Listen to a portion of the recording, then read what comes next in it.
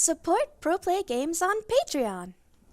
What is up, guys? We are live here with Pro Play Games with another first place finish. Yes, we did it again, this time with red.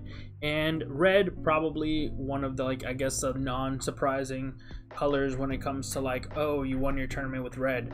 Red is, got second place at the release tournament, got first place this weekend at the Palm Springs event. So red, obviously, there's no secret that it's very powerful. But we did have a spicy tech to our red deck.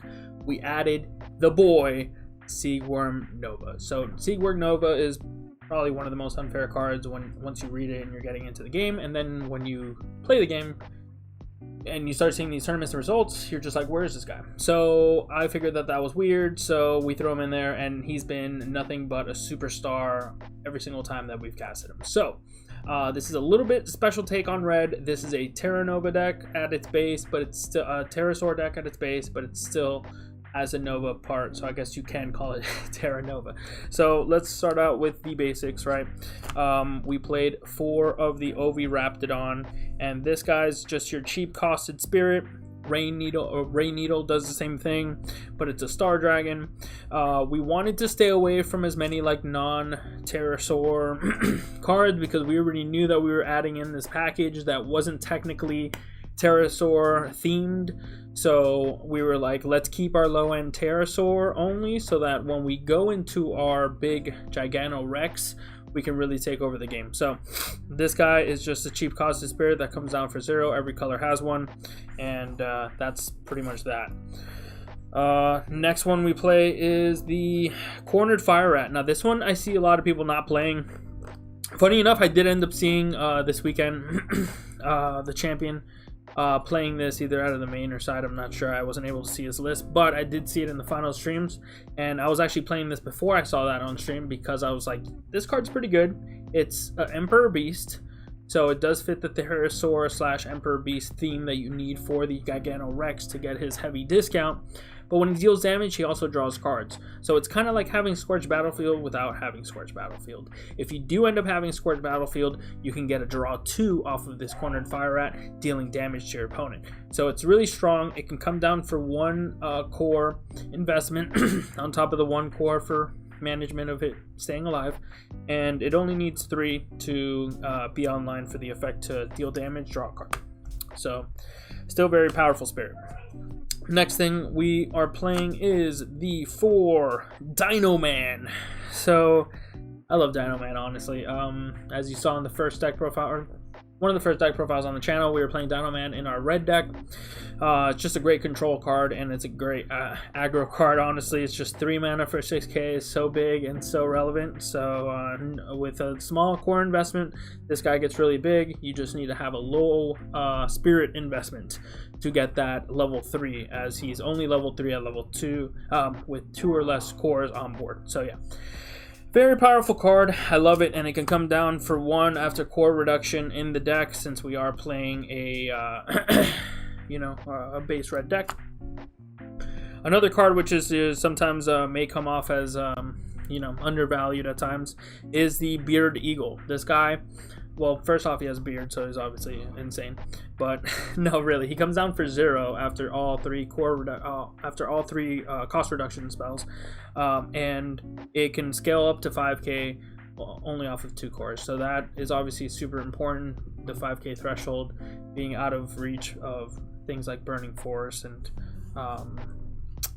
Feral Slash out of the sideboard that a lot of people are playing as well too, or out of the main board. So yeah, very powerful card. Next up, we're playing 3 of the Fierce Gorger Horn Grizzly. Yeah, so this guy's good because he has Confront at his level 2, so a 3 core investment becomes 5k, he gets Confront. Otherwise, he's just an Emperor Beast, so still good for scaling, good for core reduction, good for the Giganorex. All these things are great, and just having small dudes that have Confront are good, because then that way Giganorex can really confront what it wants to confront. So the more confronters you have on board, the more times that you can actually bait out these attack or blocks from your opponent, because sometimes they are going to have their dude that they don't want to block with, and then a few guys that they do want to block with. And if you have 3 cards that say you have to block with everything, doesn't really matter because their whole board's going to get confronted at that point, and that's good for you typically. So yeah, 3 of the force of the Horn Grizzly. It is a little bit more expensive of a spirit as well too. You have to pay 2 plus the 1 to keep it alive. So you know, all these other spirits that we're showing are pretty much cheaper. Then we play 2 of the Dilophosia.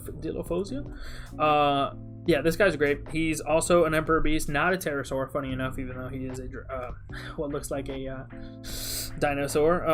But yeah, he is just an Emperor Beast, which is good enough because he gets our Giganorex down, and he is very big for the cost of essentially 1 after cost reduction and 1 core on him. He's 4K. His downside, though, can't block. So this guy will not be able to block any attacks. He's only there to aggro, turn sideways, hit your opponent in the face. I think that's it for all the small dudes. Yeah, so let's get into the bigger dudes, and this is where it gets a little bit spicy as well too.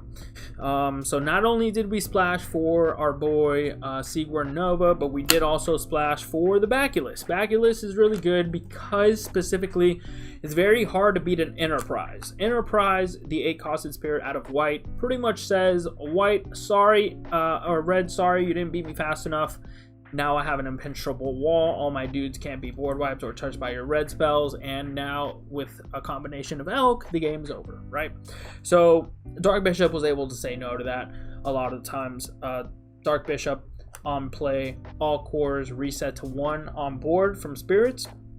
And because it is your turn, you can rearrange those cores all over however way you want again. And on top of that, you know, we can kind of get him off board ourselves by casting another spell or casting another spirit and taking the cores from Baculus off, because remember, he's not really a Terrasaur or an Emperor Beast, so he's not going to be able to cheapen your Giganorex. So at that point, you slam down your Giganorex or maybe even your Seaworm Nova that you've had on board or that you're going to cast right now, and then really take your Enterprise off of, hey, I'm going to protect my whole team. Now it only protects himself. You know, kill it, confront it, now to this weaker. There's so many things that you can do. Elk, you're not burning me anymore, and now, you know, I can do X, Y, and Z. You know, whatever it is, Dark Baculus is really the, I think, the problem solver that Red needs against a lot of these aggro matchups, and, against a lot of these control matchups. Because I think this deck does relatively well against aggro, but Baculus is there to kind of just save the day against those, you know, really deadlock scenarios. Okay, so next we are playing the Imperial Thunder Dragon Seaworm. So we play this one because we are playing, of course, the Seaworm Nova, and the Seaworm Nova needs a Seaworm in order to tribute. I like to call it tribute because I come from Yu-Gi-Oh! Tribute summon. In order to tribute summon for your Seaworm Nova, in order to get its special ability of healing you all the way up back to 5 life. So this guy's good because he fits the thematics of the deck, even though he is not an Emperor Beast or Star Dragon. He does have Confront out of his level 1 and level 2, and at level 3 he gives your Awakened Spirits Confront as well too. So the level 3 really, honestly, really not going to pop up. There is a world where it does pop up and you have a Seaworm Nova out and you give a Confront too, which is awesome, but I think it's definitely Magical Christmas Land. But this card just having Confront off of his level 1 and level 2, extremely good, and he's able to provide a comeback mechanic unlike any other deck because he kind of just puts your opponent on the clock and it's like, hey, deal with this guy or else next turn I'm going to Nova you.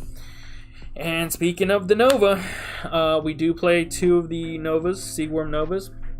This guy won me so many games against yellow, against red, you know, you name it. Honestly, this card just goes in. Even against white, when you pair with the Baculus, it's just so good. Now, this card pretty much says tribute summon a level 6 or higher spirit, which is a pretty heavy cost, but it can tribute our Dark Bishop Baculus. It can tribute, obviously, what we want to tribute, our 6-cost Seaworm Nova. But if you tribute summon a Seaworm in its name, so itself, it could tribute itself, or tribute, you know, obviously, the Seaworm over here, then you'll heal all the way up back to 5 from your Void. So if you're at 1 life, you take 4 cards from your Void, put them into your life, so it's like ramping, at the cost of your Soul Core. And then what we typically really use it for, though, even though that effect is pretty bonkers, is when attacking at its level 2 and 3, it can select up to 10k power of spirits from your opponent and wipe them out completely. So this can typically take out boards of 4 or 5 spirits. It's really crazy what this card can do, especially when you're in a stalemate scenario. It kind of comes down, immediately gets to attack, and get all the value in the world. So definitely one of the most powerful cards in the game right now. Not really sure why not a lot of people are playing it, especially when it's so great into aggro. Being able to like provide that comeback mechanic is really, really powerful. So yeah, that is the creature lineup. I think that's all the... Oh no, the last one, of course. What's a red deck without this guy, right? Gigano Rex, extremely powerful spirit. 8 cost, but don't let that deceive you. He's really just a 2 cost spirit. He has 6 reduction symbols, gets 2 reduction for every Emperor Beast / Terrasaur you have on board. So pretty much 90% of our deck, if we have it on board, counts as 2 symbols instead of 1, on top of any type of nexuses that you have on board that give it further reduction. The cheapest it could become is 2 cores plus the 1 core investment to stay on board. Also, the reason why you want to stay all Terrasaur is because he's able to be treated as a level 3, as a level 1, only if you have Terrasaurs and Emperor Beasts on board, which is why we kind of like leaned into that strategy as much as possible, unless it was like our super late game Seaworm Novas. But yeah, this guy, a house, he comes down early, he starts making your opponent block, and also increases the power of all your other spirits while he attacks as well too. So it makes your like little weenies be able to be unblockable almost, because your opponent has to like block them or die. So that is it for all the spirits. Then we go into the magic. We play 4 Absolute Ice Shield, of course. Absolute Ice Shield, I think, is, you know, no explanation here. Let's just skip that one. That one's pretty self-explanatory, right? For the spells as well, we play 4 of these Charge Draw. So this is the other Draw 2 spell. We play this one specifically because we are on color, and this becomes a 2-costed Draw 2 spell, just like Star Blast Draw kind of. But this one also has a main / flash effect that says use it to give one of your spirits plus 2k battle. So in the mirror match where you're like bumping heads with Gigano Rexes or doing, you know, whatever type of things that you need to just be bigger, you know, battle power wise, boom, plus 2k instant speed, you can't beat that. Then we play Forge Star Blast Draw, so another draw 2 spell that we play alongside the Charge Draw. It allows for, you know, obviously the burst mechanic, which is free. If your opponent plays a Wind Summon, you get to draw 2, and then you can pay another 2 to draw 2. So this could be a draw 4, and it's also on color, and it makes it so that we're playing 8 Pot of Greed. Who doesn't love Pot of Greed, right? Then for the Nexuses, that's it for all the spells. Then for the Nexuses, we play 1 Sacred Thundering Peaks. This card is incredible. This card says attack twice with your confront dude if the confront is your first attack. So this in combination with Gigano Rex is actually just incredibly broken. You attack, you automatically restand. Obviously your Rex is living, gets to attack again. It pretty much 2 for 1's your opponent, not even 2 for 0's because you lose no card advantage.